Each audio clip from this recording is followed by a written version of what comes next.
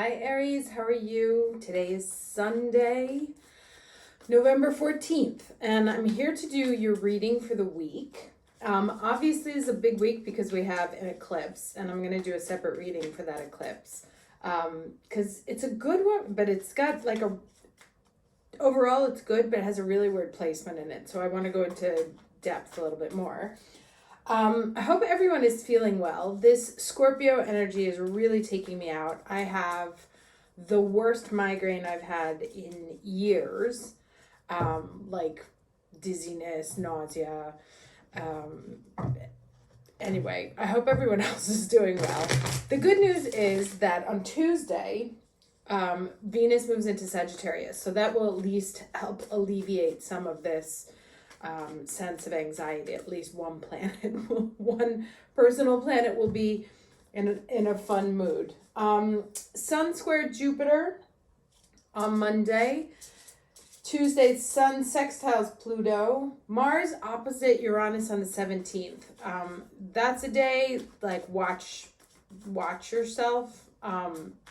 It can tend to be like vehicular surprises or surprises with machinery. So drive slow, double check. Like it's also one of those days when things kind of like fall from your hands and stuff. Mercury trine Neptune on the 18th, which is nice. Venus trine Uranus on the 19th. So you could get some sort of surprise love thing, invitation, money. But the trine is a nice energy, so that will be good. And then, of course, on the 19th, we also have the lunar eclipse. And it's interesting, actually, that there's that Venus trine Uranus, because that has to do a lot with, like, love. And the eclipse has to do a lot with love. So we'll take a look at that later in the week. And then next Saturday, Mercury square Jupiter, which is not great, but overall a relatively manageable week. And the fact that one of the planets is leaving, yeah, I just got the faith card popping out. The fact that one of the planets is leaving Scorpio means that we will start lightening up. And then the week after that, next week, the 22nd, the Sun moves into Sagittarius and Mercury moves into Sagittarius. We will still have Mars in Scorpio until mid-December, but at least one of the planets will be gone. So moving on, let's get the overall energy for Aries for the week of November 14th. Overall energy for Aries, week of November 14th. Overall energy for Aries for the week of November 14th, please.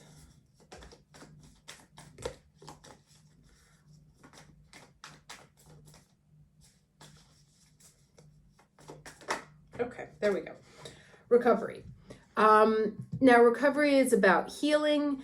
I wrote a thing about like all the doors of perception, right? That this was a process of us sort of going around and around the same problem. And as we would go around the problem, we would see it from a different perspective. And eventually we would cross the threshold of the next level. And that would provide us the key to healing. Now, I always consider this character to be Uranus. Because Uranus is god of wind. And he's always kind of blowing, or the father of the wind, father of the earth, blowing wind or air onto this key, which is what's unlocking this door. So you may hear something, learn something that provides you the magic key to unlock that final door of perception, door of healing. Can also just be a door that you felt has been locked up until now. So maybe it's an opportunity. Maybe it's literally a loss of keys. Something that you felt that you've been blocked in, that you can't get to the next level. A door opens up. And it probably comes with something that somebody says, or, it can even be thoughts, and that might come through that, where is that Mercury trine Neptune, that you may sort of tap into your intuition and sort of feel your way into what it is that you need to unlock the door. to your recovery, to something that you've been stressing about or feeling bad about. So that looks nice, actually, that something positive is sort of coming in on the wind this week. Okay? And at the same time, sorry about that, we have this one here. This is in the challenge. So this is the Queen of Cups, and this talks about receptivity, like being open to receiving it. So that's the thing, is I can give you the key, but if you don't take it, it's not going to do much good. So see, how she's like very channeling, and the energy flows straight down the center from above. This is, and it's kind of like that wind blowing in. Sorry, I had to use this setup here so I could stay where I am. But here's the wind, and it kind of comes in, her arms are open. You see how that's a triangle, and then that forms a triangle there. So be open to the messages that are coming to you this week, or be open to finding the answer. Instead of focusing on the problem, focus on the solution, and kind of seek the solution in everything that sort of rolls through your conscious. Like, could that work? Could that work? Could this be an option? Is this the way I could do it? So just be really open to allowing that message to come into you and to provide you the healing and the unlocking that you need to move forward. Let's get... Zoe is right behind me, but I don't think you can see because I did it so tightly. She's curious as to why I'm not in the living room. Okay, let's get the lesson, please.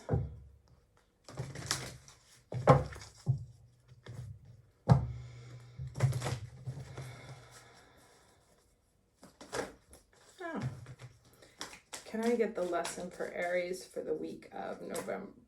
Why are they all flying? I mean, come on. Okay.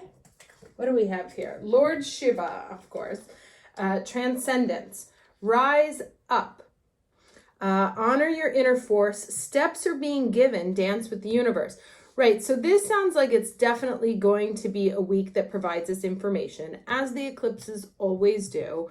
Eclipses are kind of like the fast forward button on a movie that's been stuck. And so it's like, we don't always like to take the steps that we have to in our healing journey. And so sometimes the divine has to intervene. And that's what happens with these eclipses. They're like things that would normally take months, happen in an instant.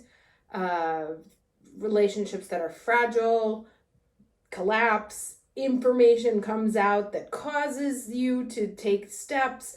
So that is definitely what is going to be happening here. Now, what this challenge here is the receptivity is, and especially since this has Pluto involved in it, sometimes we can ignore the information or the clues we're being given and try to hold on desperately to what it is that we have.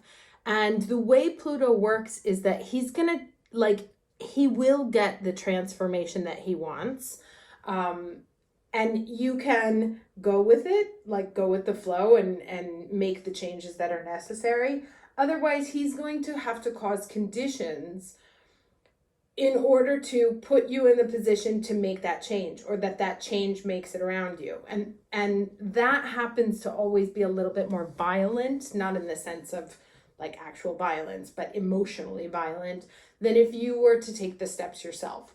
So this is why the receptivity card comes up here, is that remember that this is a very important time of change, and you have to make the change. Like, when you see the changes in front of you, you're going to want to go with the one that puts you on a new path or takes you in a new direction. Leads you somewhere new. Any change that comes in right now is really divinely orchestrated. So pay attention to it. It's not one of those oh, maybe I'll try again in a couple of years, or maybe I'll have that opportunity again later. Especially with the eclipses just starting, things are going to be moving fast, and they are done with the intention of putting us on a new path. And they sort of culminate with the Saturn-Uranus square that's at the end of December. Let me get some more cards here for you.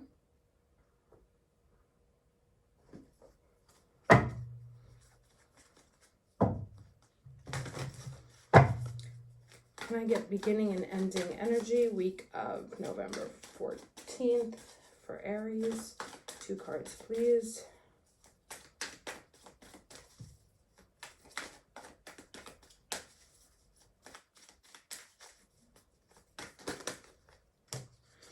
Okay.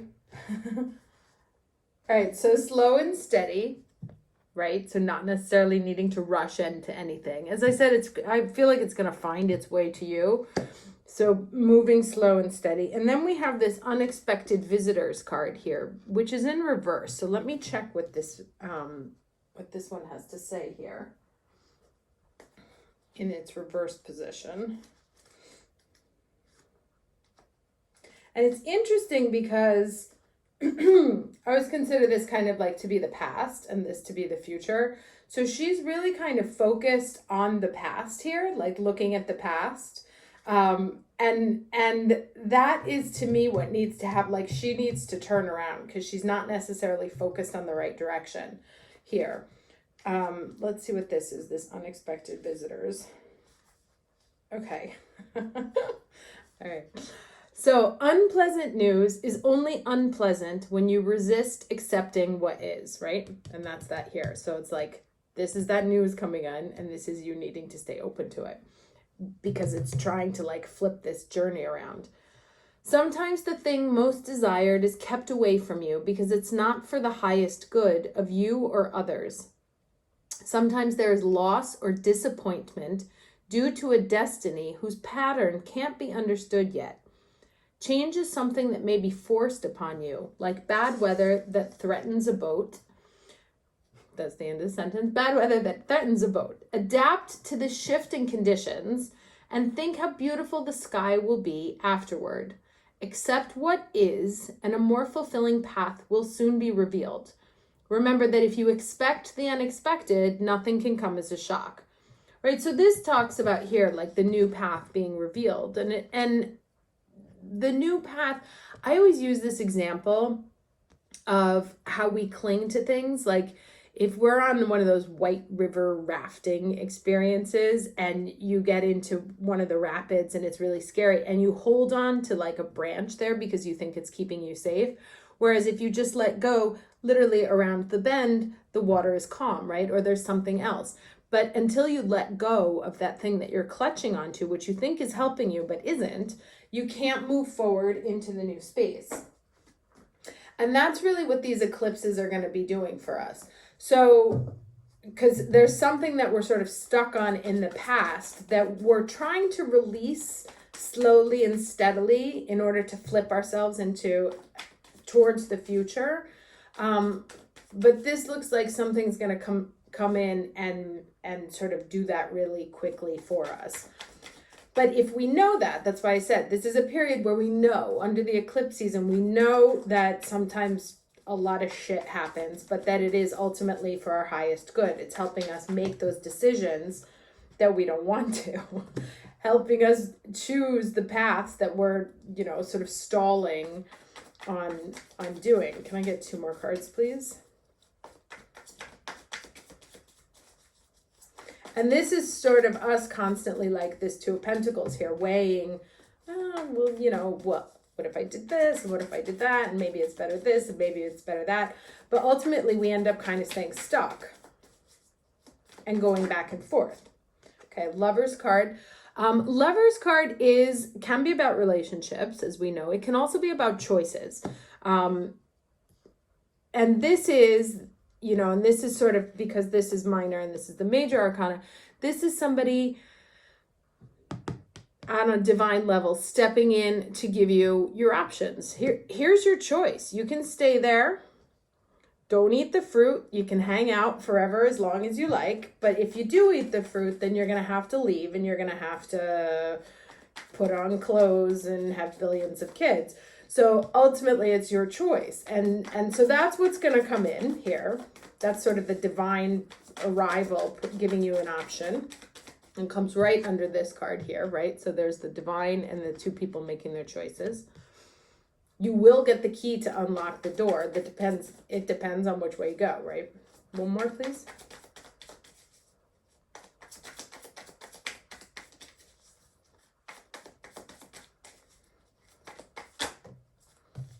And there it is. That's the turn. This is literally the turning around. And you see it kind of echoes even the snail posture to me. Right now, this one is facing the past and it needs to turn around and face the future.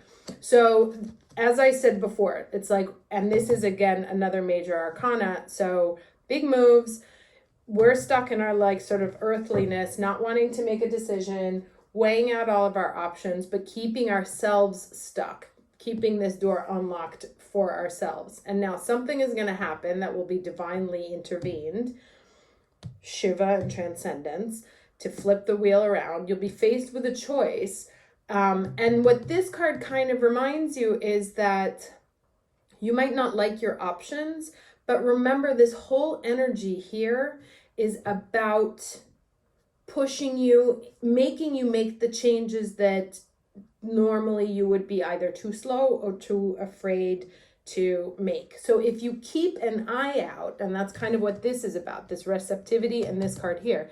If you keep an eye out, knowing that there are changes coming and that there are changes expected of you, then you can sort of face that with a more peaceful and graceful energy, as opposed to feeling like your whole life is being uprooted or things never work out the way you want, or, you know, I wanted it to go this way, but instead it's taking me in that direction. Like anything that really almost makes you feel like, but this is going to pull me in a completely different direction, is kind of where you want to be looking, especially with this Wheel of Fortune coming around, because whatever this choice is really going to sort of spin things into motion. Let's get some advice for us. I'll do this one.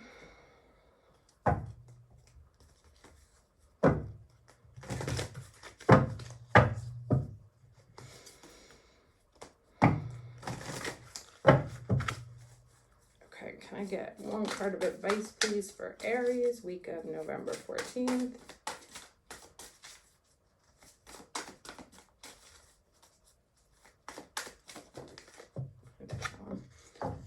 Okay, very nice. Oh, I know what this is.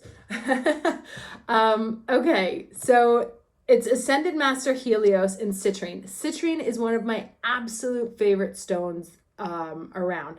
It's like, if you're feeling bad, I don't even know why I didn't think about it. If you're feeling bad, especially in this Scorpio energy, which is all about dragging us down to the dark, right? To the depths, the deep blue depths of our soul. Citrine can offer you some light. It's literally like the sunstone. Will offer you some light and also some levity and happiness. So it's actually a really good stone to balance out the energy that's going on right now. And then it's talking about your time to shine. Now, to me, one of the things that could be happening here, especially with these two cards, right, is like trying to make a decision of like, oh, what's the best thing for me to do? And in some way, shape, or form, you're being asked by the universe to take another step towards your visibility, right? Towards assuming your place. And it may be speaking more, it may be teaching more, it may be just coming out of the woodwork more, right? Like no longer hiding behind a comfortable position or behind someone else, but really starting to emerge, opening this door so that you can emerge into something else. And we may be hesitant to do that because, of course, it's nice and comfy. Whatever this thing is that we're currently traveling in feels like our home, except it's kind of keeping us stuck in the wrong direction. So we need to crack this shell, break out of this shell, and move into another direction, which will require us to be more visible, be brighter, be the light. This is a 33.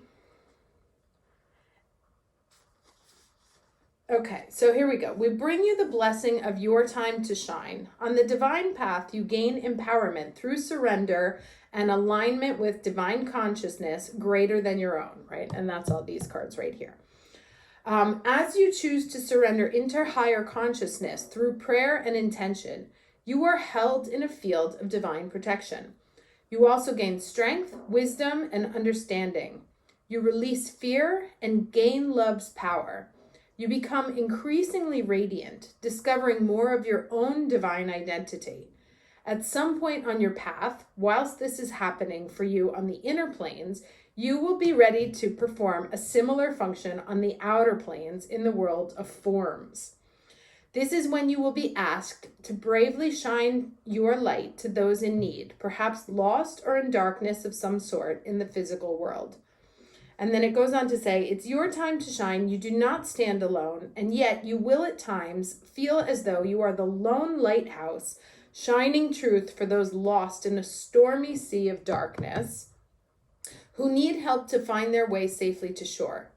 You cannot fulfill this spiritual task if you lift your lighthouse self off the rocks and go in search of a sunny day. For the lighthouse to be able to assist those in need, it must be present and luminous within the darkness. You must trust that during this time that you have enough light within your heart from your own powerful inner connection to the divine light of love to sustain you as you shine bright through the night. Which is interesting because all this Scorpio is really getting us down, right? So if you sense that there is much pain and suffering around you, do not become afraid. You are fulfilling a spiritual task to help those who are lost. You are the lighthouse shining in the darkness. Okay, and then I'll just read this last thing here. So, there will be a time when the way you serve love will change. The divine baton in the sacred relay of healer souls helping others in the world will pass from your soul to the next in line to fulfill this sacred task. Your divine task will change, and your experience of life also shall also. Whether you think of yourself as a healer or not, know that at a deep and true level, your light, attitude, strength, and heart are an inspiration to many, even if you don't consciously know this. Know that you have the power of love and light within you, even if you feel the waves of the storm wash over you at times and you yearn for the end of the dark night, for the rising of the sun to mark the dawn of your new day. The power of that sun shines true and constant in you always. It is only a matter of time before the night becomes the dawn, and whilst you and others are in the darkness before that dawn, your light is shining bright. Okay, so it should be an interesting week. Again, keep an eye out. I'll do another reading specifically on the eclipse itself because the energy is very interesting and very much about coming into your own and coming home to yourself. So keep an eye out for that, and I wish you a very lovely week. Take care.